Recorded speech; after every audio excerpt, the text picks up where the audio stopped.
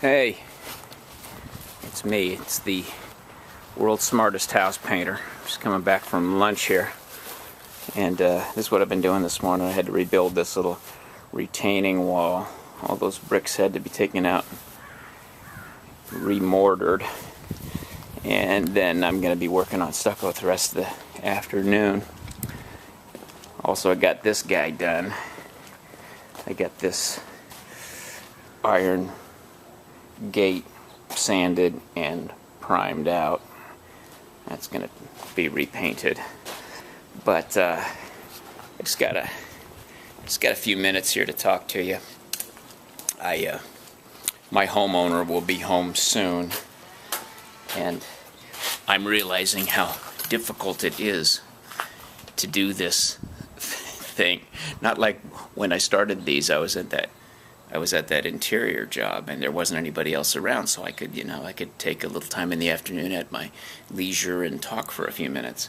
But I can't do that really when I'm outdoors. It's difficult. And my homeowner gets home at 2:00, so I'm just after lunch. She'll be along pretty soon, and it's pretty weird to see somebody trying to do political rants while you're supposed to be painting their house. So I am at my lunch hour, and nobody can begrudge me my lunch half hour or 20 minutes, whatever it is. But I did want to talk. The thing I want to talk about is homophobia. I am getting accused of it an awful lot lately because I post things. We've had the controversy about whether it is an appropriate thing to tell people that they don't have the right to not do business with a gay couple. And, I got no problem with gay people. God bless them. But if anybody comes to me and says, Dave, you got to paint my house, and I said, no, I don't. I'll paint your house if I like you, and if I think it'll be a fun thing to do, and I'll make decent money. If not, I'll simply say no.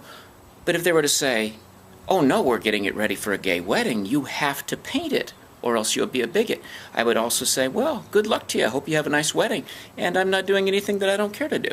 I'm an American, and I am a free citizen, and I will work for the people that I want to work for.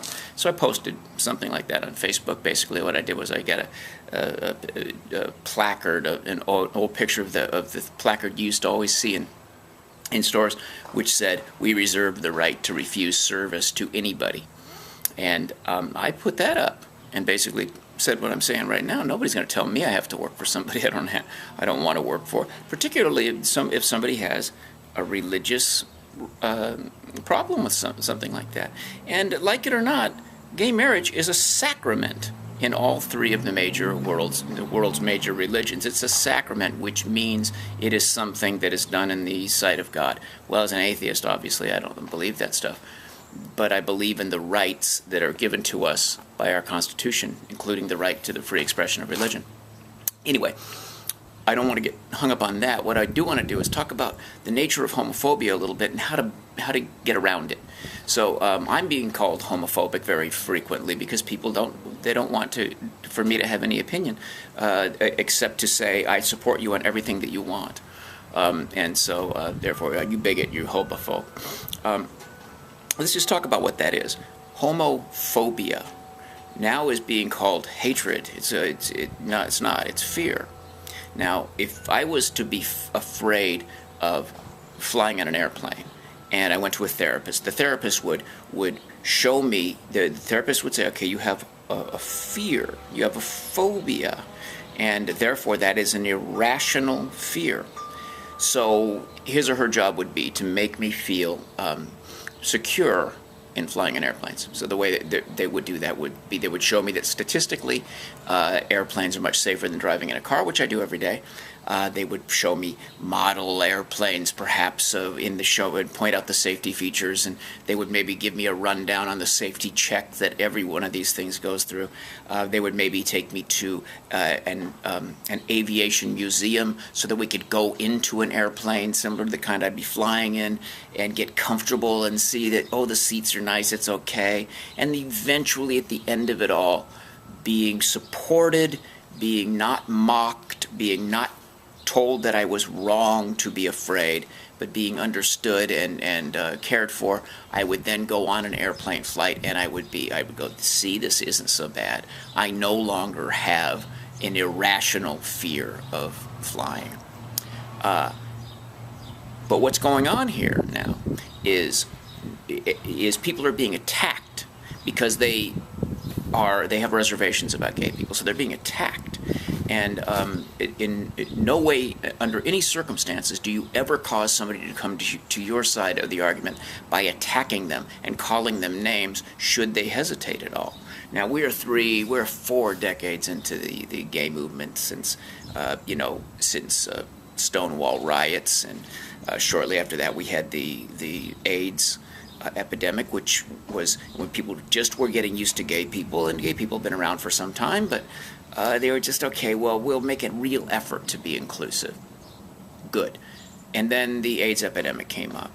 And then all the news about the bathhouses and stuff came out. So it was a rocky start for such a movement.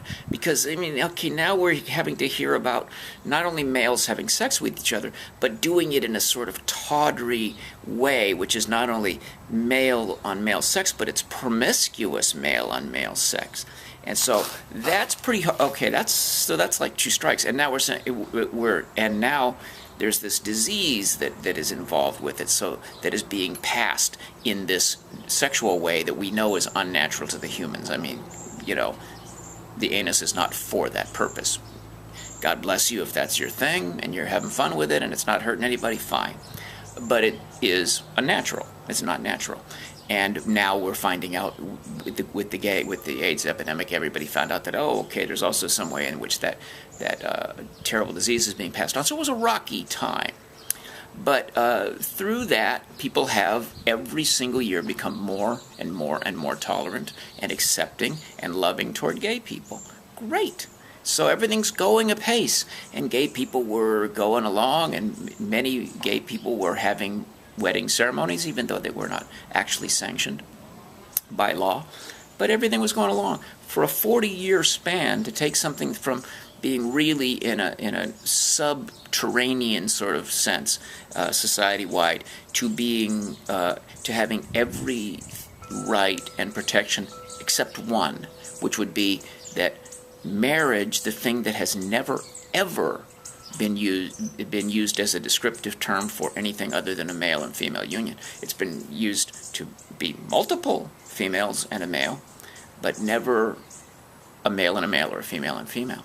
So even with all the work going on to come up with civil unions and things that would cover those problems so that people didn't have to be unprotected, it wasn't enough. And so push. And okay, fine to strive toward whatever, if that's the thing that you really want. But let me tell you how you get where you're going, rather than the way you're doing it. You don't pay attention to people like Dan Savage, who is actually quite savage.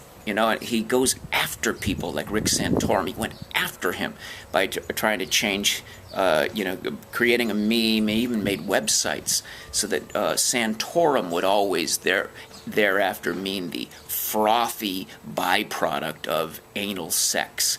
The lubrication that's used for anal sex. That frothy substance that comes around there, I'll have to take their word for it, that's called Santorum. So with no concern whatsoever for the other good people in the country named Santorum, or Rick Santorum's children and family, brothers and sisters, who had no issue with them at all and with whom they had no issue, just to go after people, to start boycotts and to go after people. And that's what's happening right now with these suits that we're seeing against people who don't want to cater the wedding. They're perfectly willing to make you cakes every day of the year, but not a wedding cake for your gay wedding if that goes against their religious principles. They're willing to sell you flowers, but not go to your wedding and bring the flowers if that goes against their religious principles. Same thing with a wedding photographer. All these people are being sued. Not everybody's being sued, and not every person who's being turned down is being sued. Of course not. But far, far, far from everybody is refusing. but these cases are being singled out. This is entirely the wrong thing. What you want to do is, if you want to get people to be not afraid of you, you be normal.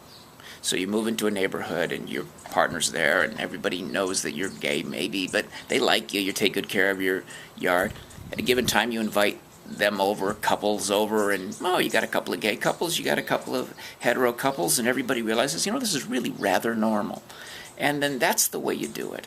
You do it that way. And afterwards they think, well, that's kind of cool. I have gay friends. I bet you become to them a part of the ongoing positive adventure of life, not a threat. Just like an airplane ride should be part of the ongoing adventure of life. I flew in the air, as opposed to, oh my God, how dangerous is that? You become part of people's life adventure, not a threat to them. So what you are doing, if you are becoming a threat to them in an ongoing way, what you're doing is you are removing from irrational fear the irrational part. You're saying you're not going to make people any less afraid of you by the constant gay pride parades where they look up there and they see, oh my God, these guys, they really do wear assless chaps. They really do wear leather bondage gear. It really is a kinky and odd and dark and dangerous thing. So what you're doing is you're supplanting the idea that they have in their mind that maybe this is irrational, and you're showing something to them that is so weird and oddball and negative in their eyes that they're thinking, no, it's really quite rational to fear this thing. It's not a phobia anymore. There really are weird people. And then if you go after them and sue them, now you're proving that you're also mean. So they're going to go from the place where they feel like, like part of a bygone era to fear you, and they're working on that within themselves. They're going to dig in their heels, and they're going to really say, you know what? Fuck these people. I will be what I am. So the people that are doing the good work are Ellen DeGeneres and people like her. Ellen has a huge following. I mean, she just hosted the Academy Awards. Does this sound like an oppressed group to you? She is the biggest personality in daytime television. Who is at home in the daytime? Who's at home taking care of their children? Mothers who are probably conservative, mostly, because the feminists are all out there working, and so and they have no problem with Ellen. That she's a lovely human being who happens to be gay. She doesn't make too much of an issue of it. And so this is the way it goes, so that a person is normal, nice, funny, outgoing, inclusive, and happens to sleep with somebody of the same gender as themselves. That is how you win. You do not win by chasing down everybody who dares to oppose you in any way and calling them a bigot and a homophobe. Like I am always called lately. I'm called a homophobe. Excuse me, my pronunciation's weird because I have an issue where I'm biting my tongue a lot. It's a dental issue. Anyway, that's what I want to say. If you want to beat the system, it doesn't mean go underground. It means think of how it would feel to you if you were afraid of somebody. How would you become less afraid of them? Would it be by them showing you every behavior that was threatening, or showing you every way in which you are not threatening, and going out of their way to make a friendship with them as welcoming and normative as possible? So stop whining, stop yelling at people, and stop calling me a fucking bigot. I'm sick of hearing it. I don't respond much to that. But you want to win the game? You want to win the forward movement? Or do you just want to be a drama queen or a drama king? Or a drama king who's also a drama queen? However, whatever you want to do. But I'm not going to tiptoe around you, okay? And I don't think anybody else ought to either. All right, that's it. If you like what I'm saying, subscribe to my channel, okay?